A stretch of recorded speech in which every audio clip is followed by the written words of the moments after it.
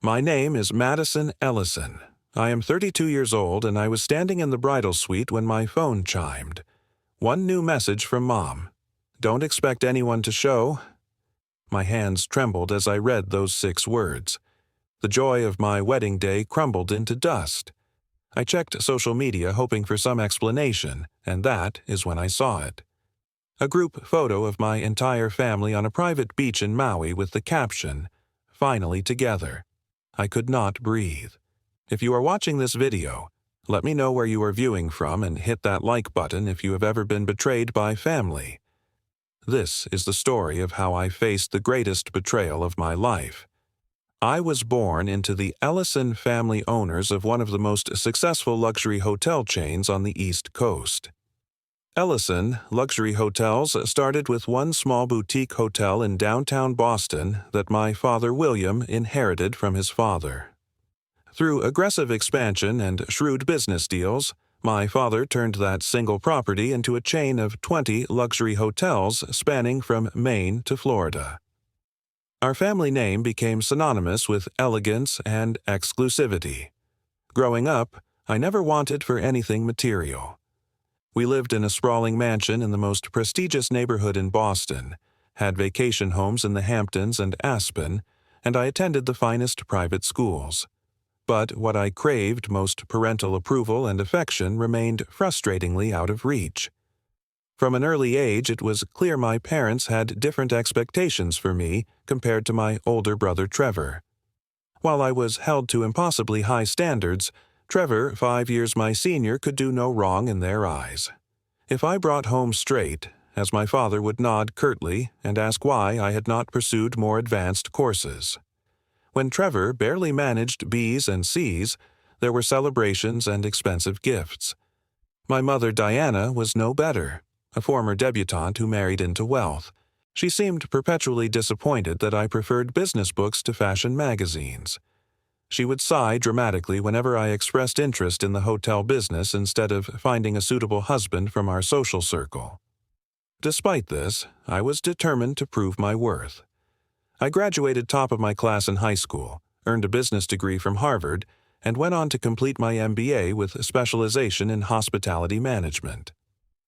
All while Trevor partied his way through a mediocre college experience, taking 6 years to earn a basic business degree from a university my father had donated a building to.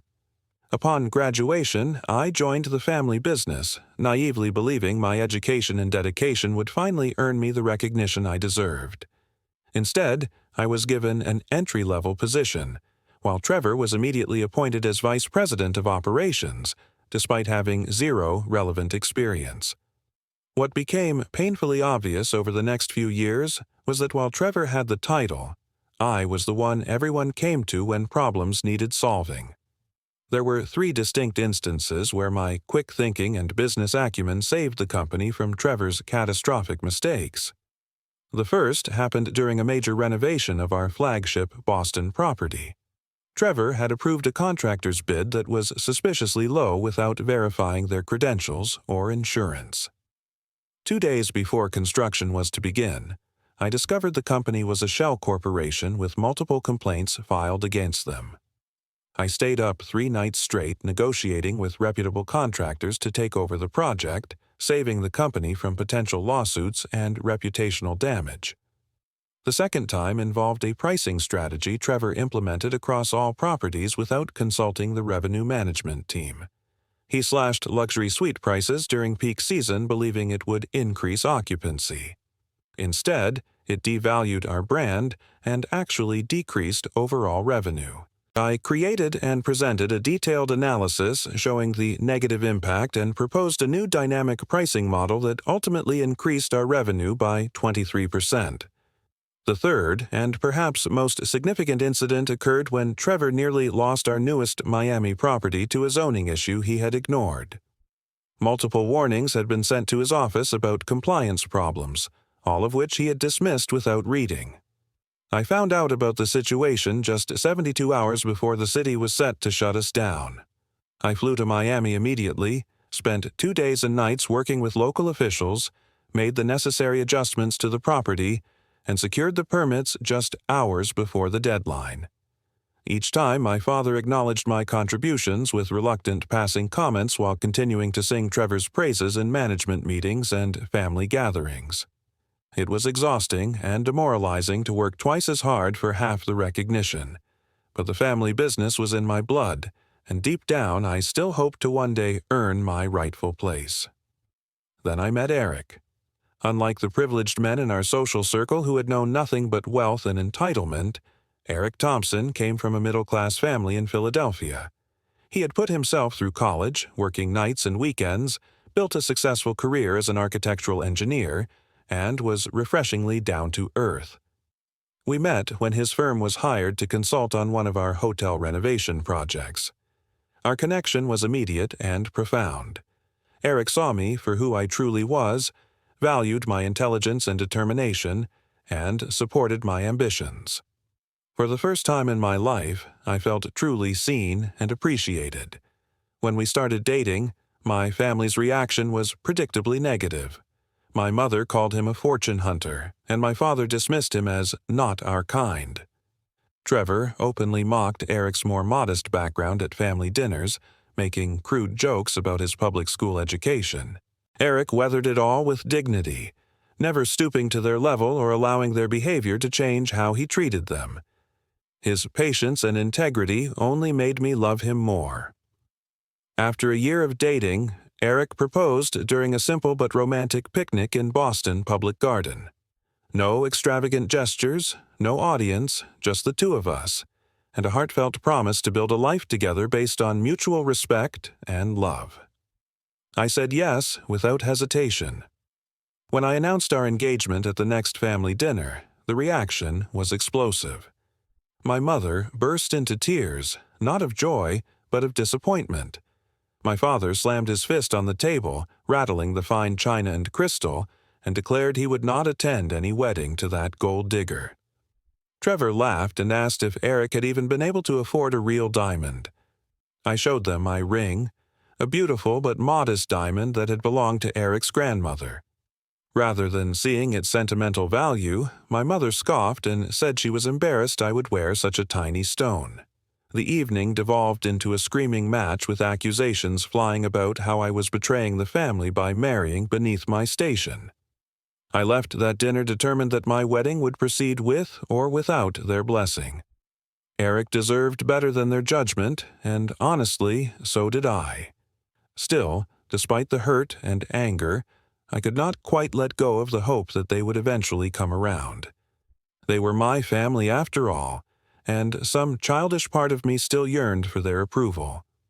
Despite the disastrous engagement announcement, I still sent formal wedding invitations to every member of my family.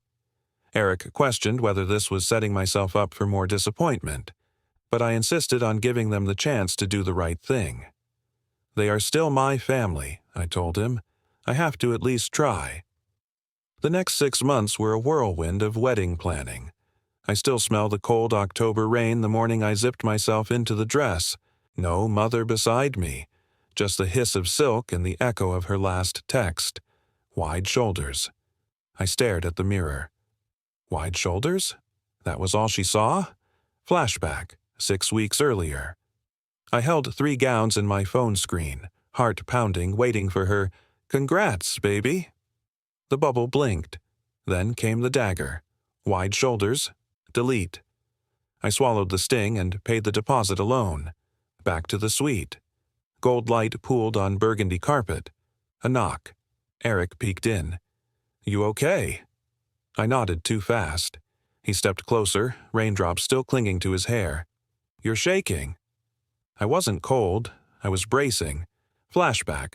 Menu tasting. Empty chair across from me. I twirled saffron risotto, imagining Mom wincing at garlic. The chef asked, "Family approval?" I laughed. A hollow sound. The risotto cooled. I signed the contract solo. Back again. Grand Summit's ballroom doors sealed behind me. 200 chairs. Every ribbon tied by my own hands. My phone buzzed. Trevor, running late. Translation, not coming. I slipped it back into the clutch. No tears left. Flashback, golf course photo on Dad's Insta. time-stamped during my invitation tasting. Caption: "Perfect day for birdies." I zoomed. His grin stung sharper than any slap. Now the string quartet began. Pachelbel. I inhaled the scent of lilies and candle smoke. Eric waited under the arch, eyes steady. I started the aisle alone. Halfway down, the doors creaked. The room turned. There they stood, mother in pearls, father in the same navy suit he wore to my graduations, Trevor clutching a crumpled envelope. My knees buckled. Flashback. Last night. I left voicemails. "I'm still your daughter. I love you." No reply. Now they walked forward. Mother's eyes shimmered. Not rain. Tears. She reached out. "I was afraid," she whispered. "Afraid of losing the image. Not the girl." Dad cleared his throat. "We came to walk you down." Trevor handed me the envelope. Inside, a single photo.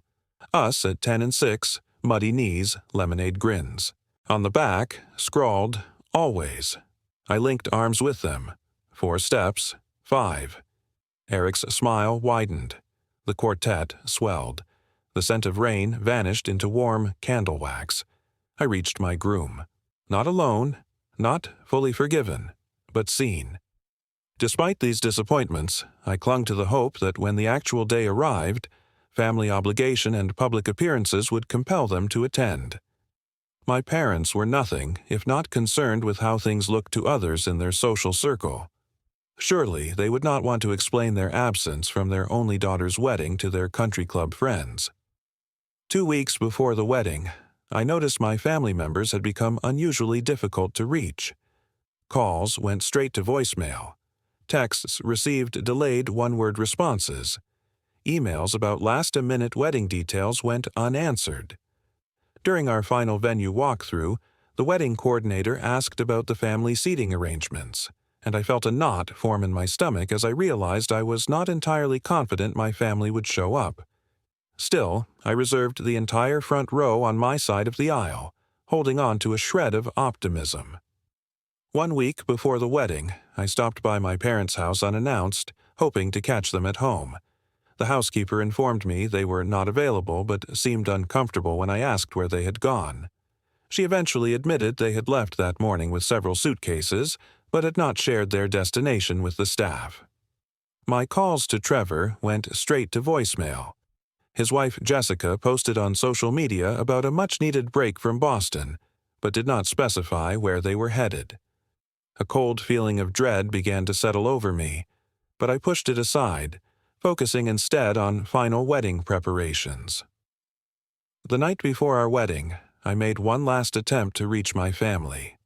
I called every number, sent heartfelt messages expressing how much their presence would mean to me tomorrow. No responses came. As I tried to sleep in the hotel room I had booked for my last night as a single woman, anxiety kept me awake. My best friend and maid of honor, Amy, tried to reassure me. "Even if they do not show, Madison Ellison, tomorrow is about you and Eric. Focus on that love, not their absence." I nodded, grateful for her support, but inside I was a churning mass of emotions. The herd of potential abandonment on what should be the happiest day of my life warred with anger at their callousness. Underneath it all was a current of fear that perhaps they were right, that I was making a mistake by choosing a path different from what they had planned for me. Morning arrived after a restless night, bringing with it the day I had been dreaming of and dreading in equal measure.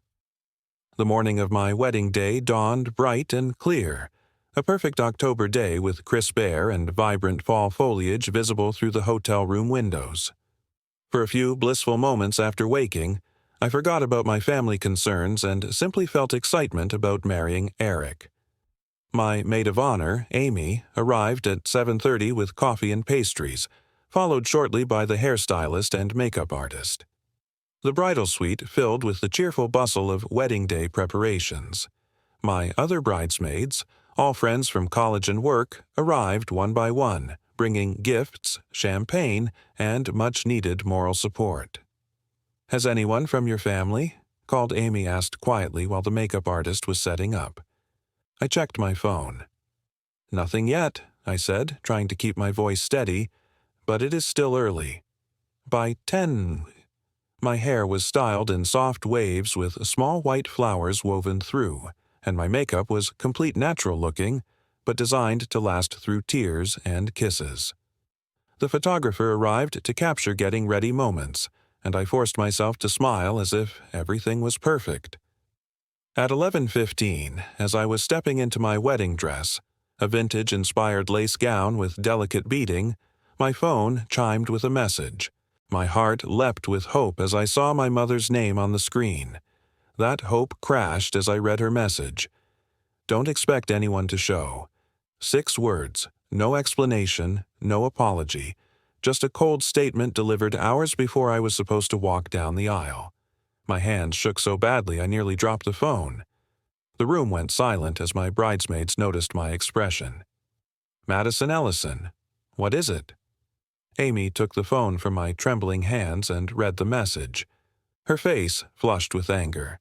"That is unbelievable. How could she?" I felt numb, unable to process the deliberate cruelty of the timing. After months of evasiveness, my mother had chosen this moment when I was literally in my wedding dress to confirm my worst fears. "I need to try calling them," I said, my voice sounding distant even to my own ears. One by one, I called every family member. My father's phone went straight to voicemail. So did Trevor's, my aunts, uncles, cousins, all unavailable. It was as if they had coordinated their disappearance. "Maybe there was an emergency," suggested one of my bridesmaids gently. But I knew better. This was too organized, too complete to be coincidental. With a growing sense of dread, I opened Instagram, where my family members were usually active. And there it was, posted 20 minutes earlier by my cousin Melissa, who had always been quick to share family gatherings on social media. A group photo of my entire family on a pristine white sand beach. My parents front and center smiling broadly. Trevor and Jessica beside them. All my aunts, uncles, cousins arranged around them. Cocktails and hand sunglasses on, not a care in the world. The location tag read, "Private Beach, Maui, Hawaii." The caption, "Finally, together, annual Ellison family vacation has officially begun. Number blessed, number family time." The timestamp showed it had been posted at 11 a.m. Eastern Time, which meant they had taken this photo around 5 or 6 in the morning Hawaii time. They had deliberately gotten up at dawn to take this photo and post it before my wedding. I zoomed in on their smiling faces, searching for any sign of regret or conflict. There was none. They looked happier than I had seen them in years, genuinely delighted to be together without me on my wedding day. My vision blurred with tears. The physical pain in my chest was so intense. I thought I might be having a heart attack.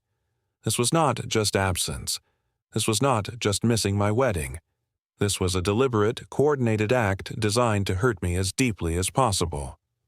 Through my tears, I noticed something else in the photo's background. A banner, partially visible on a nearby cabana. I zoomed in further and made out the words, "Ellison Family Retreat 2023. This had been planned for months, deliberately scheduled to coincide with my wedding day. With shaking fingers, I typed a reply to the Instagram post. Perfect timing.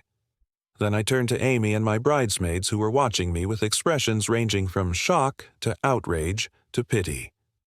"The ceremony starts in an hour," I said, surprised by the steadiness in my voice. "We should finish getting ready. Are you sure you want to go through with this today?" Amy asked gently. "No one would blame you if you wanted to postpone." I looked at my reflection in the mirror at the bride I had become despite my family's absence. "Absolutely. I am marrying the man I love today. Their absence just confirms I am making the right choice." In that moment, something hardened inside me. The last lingering hope that my family might eventually accept my choices and support my happiness died. In its place grew a cold clarity about who they truly were and what I needed to do next. The hour before the ceremony passed in a blur of final preparations. My bridesmaids rallied around me with fierce loyalty, each one promising to make this day special despite my family's betrayal. The wedding coordinator, who had been informed of the situation, handled the last-minute seating adjustments with professional discretion. As I stood at the entrance to the ceremony space, I could see the rows of empty seats where my family should have been. Rain scent drifted through the open doors. Madison Ellison stepped onto the marble balcony. Empty chairs stared back. Her own blood had ghosted her. Pause. Leaf rustle from the garden below. She clicked the honeymoon suite lights off. One voice message waited. "Sweetheart, we're at the family retreat. Enjoy your little party." William Ellison, her father, calm as ice. Her heartbeat thudded. Slow, deliberate. Pause. She inhaled cedar from the cigar lounge next door. The city skyline glittered like broken promises. She pressed record. "Dad, you chose the wrong daughter to discard." She posted the clip to her private story. Views ticked up. 500, then 5,000. Strangers felt the sting. Comments flooded in. "We're your family now." Amy tugged her back inside. Dance floor pulsed with chosen kin. Madison lifted her gown, spun once, laughed louder than the band. She felt the absence shrink. Love echoed louder than rejection. I reached for the envelope my brother had slipped inside my clutch, his scrawled, "Read alone," on the flap. The paper felt cold. Rain scent clung to the envelope. I shut the hotel door. Pause. My pulse roared. Inside lay a photo. Mom, age 22, cradling a newborn me. Caption: "I can't let them take her." My breath stopped. I flipped it. Another shot. Mom signing papers. Title: "Termination of Parental Rights." My parents hadn't betrayed me. They rescued me. From a dynasty that sold daughters for alliances. My real surname, on the final line, worth billions. The city lights outside blurred. I whispered, "Who am I now?" I turned to Eric. His eyes asked the same question. I gripped the papers. The Ellisons never wanted me. They wanted silence. I straightened. I am Madison Ellison. No longer the spare. I am the heir they buried. Pause. Eric touched my shoulder. "What happens next?" I smiled. They learn what it costs to lose me. I smell the salt of the Nantucket Pier, hear the clink of champagne flutes, feel the silk of the graduation sash against my throat. Then the sudden hush. Dad's toast pivots from pride to a merger announcement. My future traded for stock. The taste of strawberries turns metallic. I stand in the honeymoon suite, still in sweats. Rain taps the window like a countdown. Eric watches me. My laptop glows. One click. I remove Madison Ellison from the Ellison charter. Another click.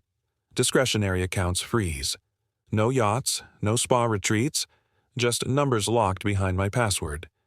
I whisper, "They never asked if I had teeth." Eric's hand finds my back. "You sure?" I nod.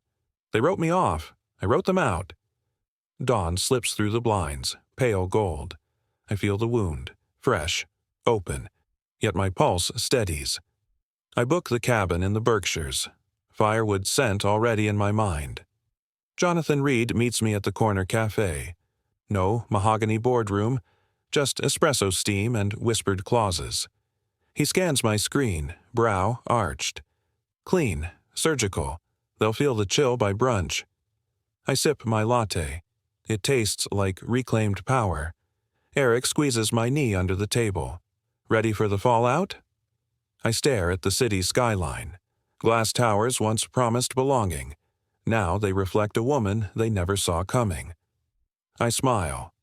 Let them land. Let them scramble. I am Madison Ellison. I am not the spare. I am the storm they invited. What you have done is within your rights as a named partner and account holder, Jonathan confirmed after reviewing the documents.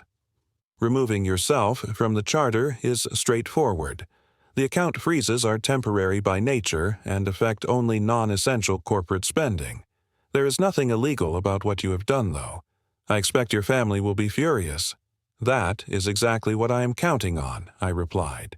Jonathan recommended I also engage a forensic accountant to document the full extent of my contributions to the company over the years, as well as any instances where Trevor or my father had made decisions that I had later corrected or improved. This documentation would be crucial if they attempted to claim I had acted maliciously or without cause. Think of it as insurance, he advised. If they choose to pursue this legally, you will have evidence that your actions were a reasonable response to years of being minimized despite your essential contributions to the company's success. He agreed and authorized him to hire Margaret Chen, a respected forensic accountant with experience in family business disputes. She would begin work immediately compiling financial records, email exchanges, meeting minutes, and other evidence of my role in the company. By late afternoon, Eric and I were on our way to the Berkshires. My phone deliberately set to Do Not Disturb mode. I was not ready to hear whatever vitriol my family would unleash when they discovered what I had done. The cabin was exactly what we needed. A quiet, peaceful retreat surrounded by autumn foliage with a stone fireplace and no neighbors for miles.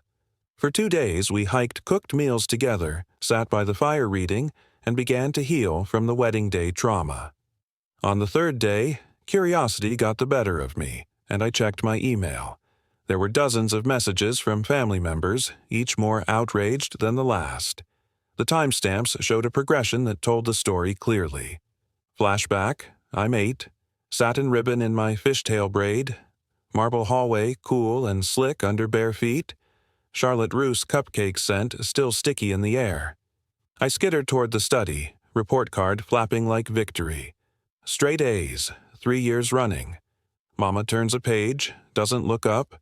Dad signs another leather-bound contract. I trace ivy vines on wallpaper, whisper, "Look at me." No answer. Only the tick of grandfather clock and the scent of candle wax turning cold. Present. Cabin porch. Rain taps, copper gutters. I open the inbox. First ping, 6:02 a.m., Honolulu time. Confused emoji in subject. Next, 9:15. All caps rage. Corporate cards frozen. Evening. Full storm. Your childish tantrum will cost you everything. Father's signature in Times New Roman like knives. Mother, terse. I always knew you'd pick him over blood. Trevor. Expletives salted with threats. Their words hiss between sips of oak fire coffee. Eric places a quilt over my shoulders.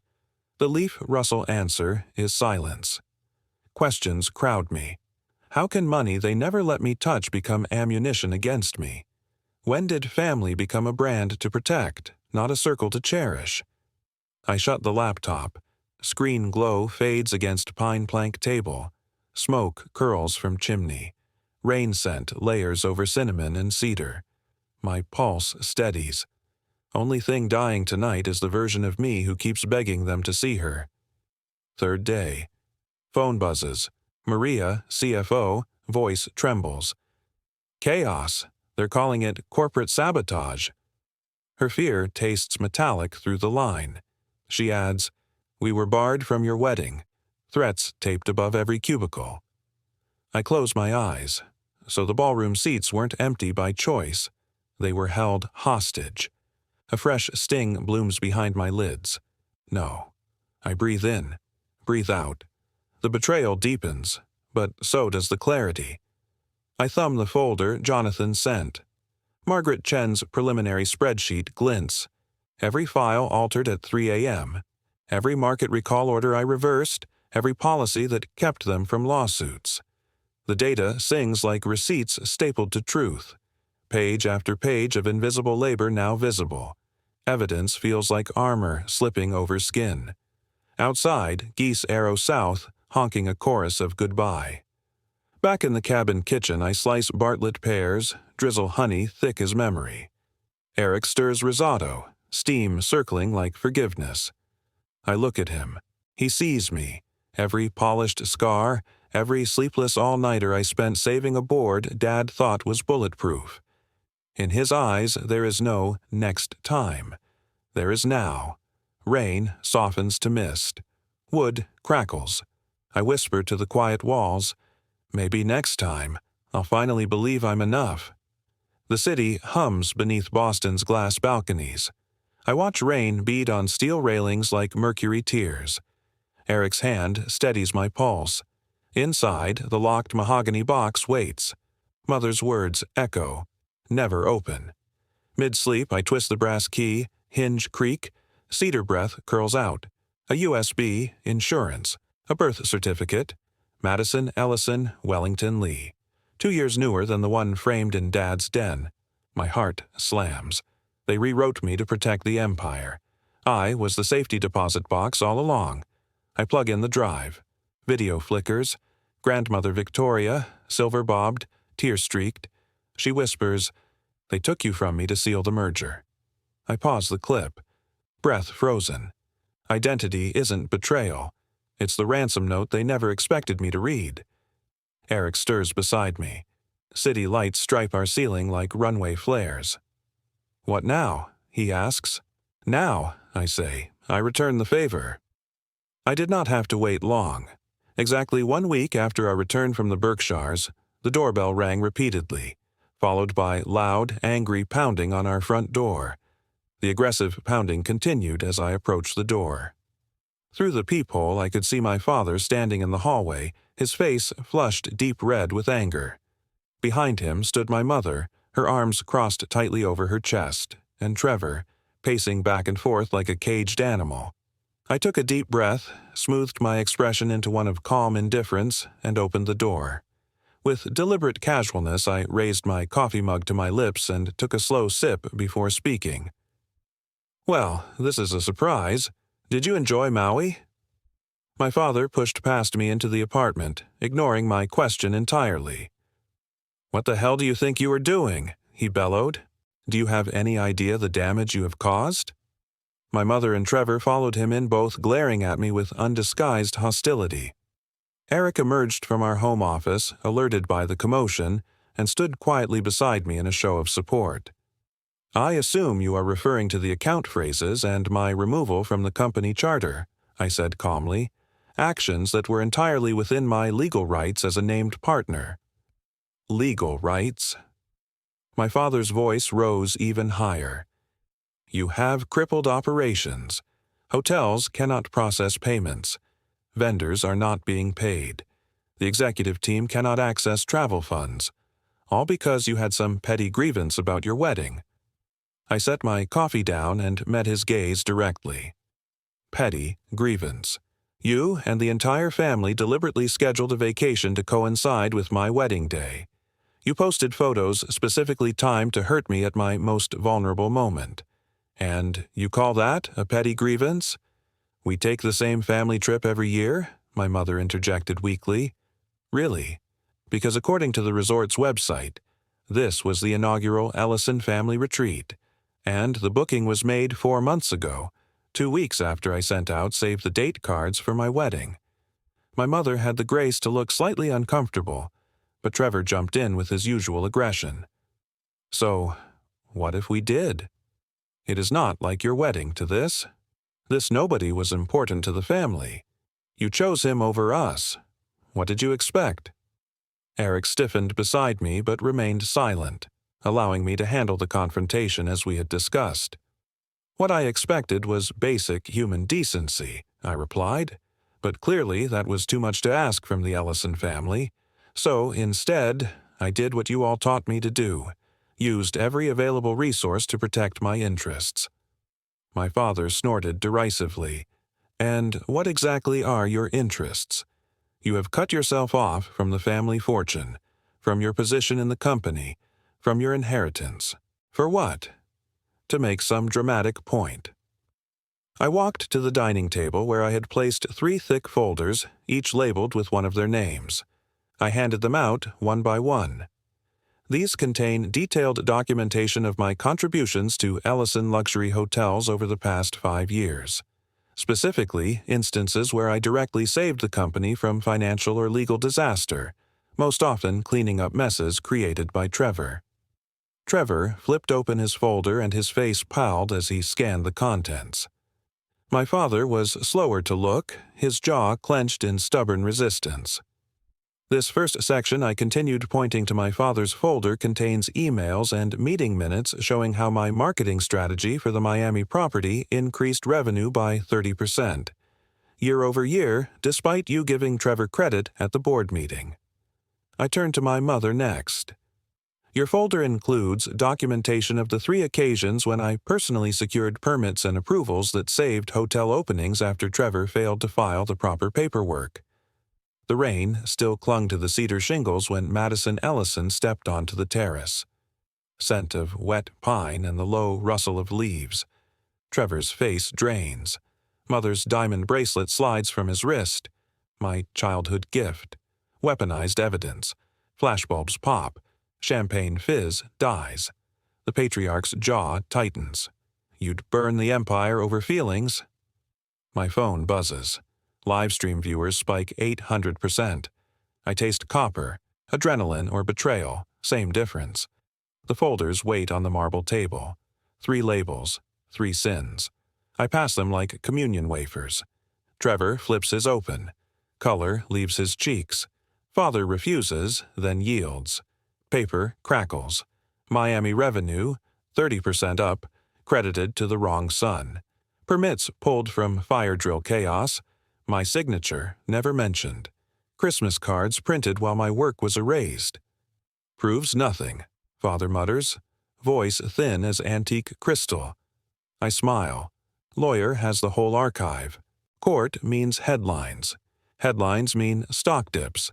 Stock dips mean board seats wobble. Trevor slams the folder. This is blackmail. Mother's manicured nails drum the table. Tap, tap, tap. Morse code for guilt. I slide the agreement across. Simple font, clean clauses, recognition, settlement, silence. Father's eyes narrow, calculating. Rain starts again. Soft hiss on stone. He uncaps the Mont Blanc. Ink bleeds. My heartbeat sinks to the downpour. Trevor whispers, "You win." I answer, "No, I finally get paid." Madison Ellison sat alone on the terrace slate. Rain scent. Leaf rustle. 1 Mont Blanc still warm from a signature. Father's limo purred like a guilty cat. She waited until taillights vanished. Then memory blinked. Flashback, 6-year-old Madison inside her mother's cedar-lined closet. Chanel No. 5 swirling off silk lapels while snow tapped mullioned windows. She spun inside an Hermes scarf that dragged the floor. Downstairs, Father lifted Trevor higher, higher, laughter cannoning through hallways. Too small to reach joy, she hugged a patent heel instead. Same scarf now scratches her throat as the ink dries. Snow still taps. Laughter long gone. She exhales the scent of betrayal warmed by cedar. House lights dimmed behind her.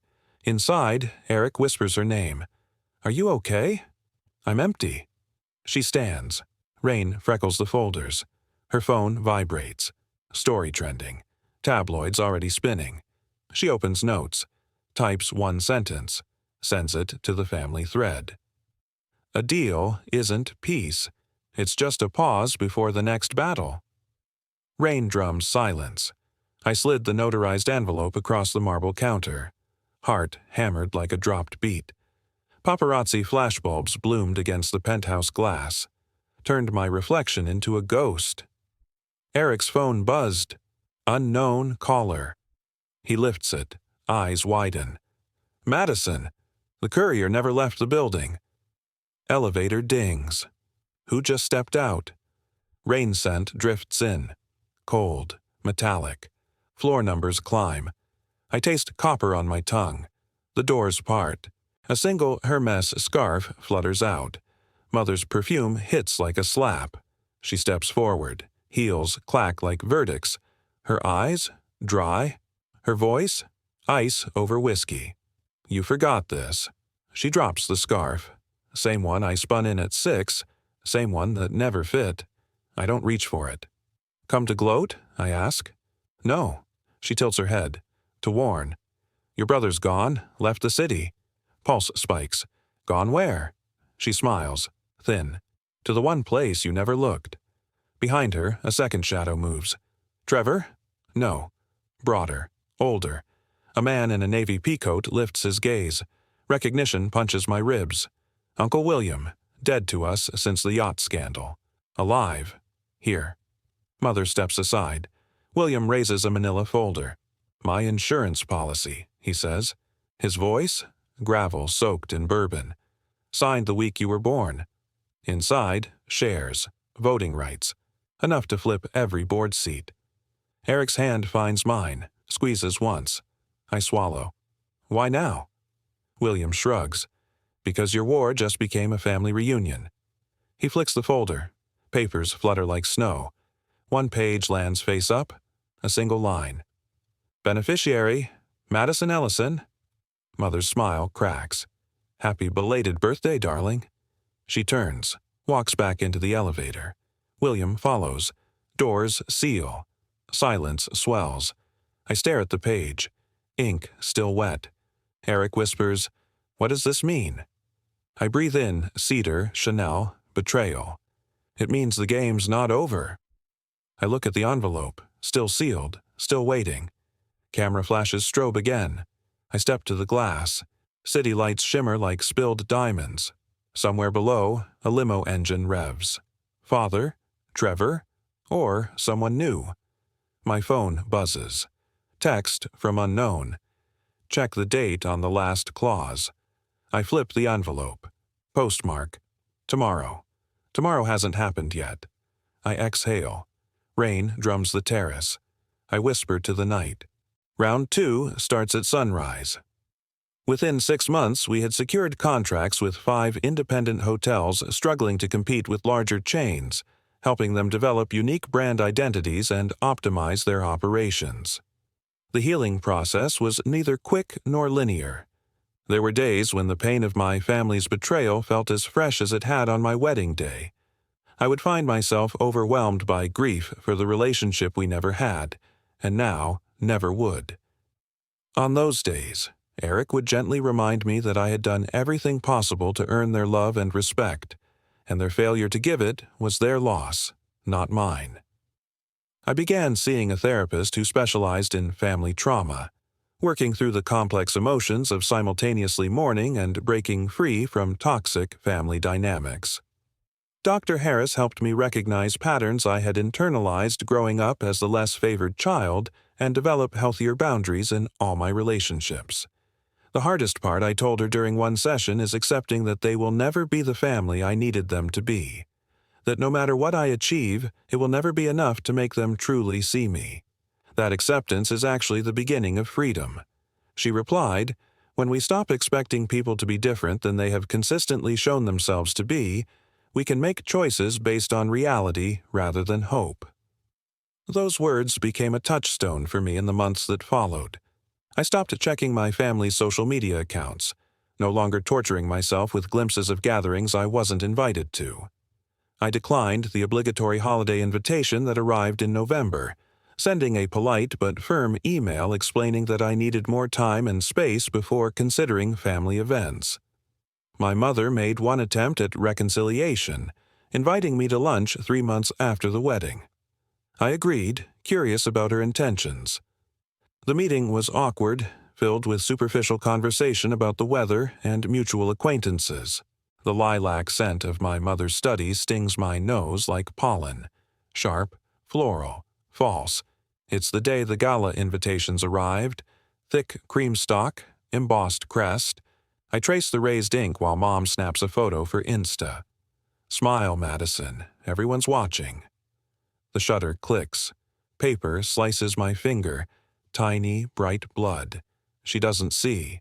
Metallic taste blooms in my mouth. Proof I was never more than a prop. Flash forward.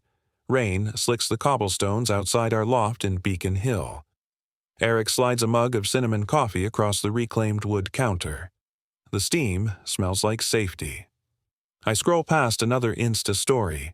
My parents at the Met, champagne smiles, no tag for me. My thumb hovers. I don't tap. I breathe instead. Dr. Harris's voice hums in my head. Reality, not hope. 3 weeks later, Naples. Salty wind whips my hair as Eric steers our tiny Vespa around a cliff-hugging bend.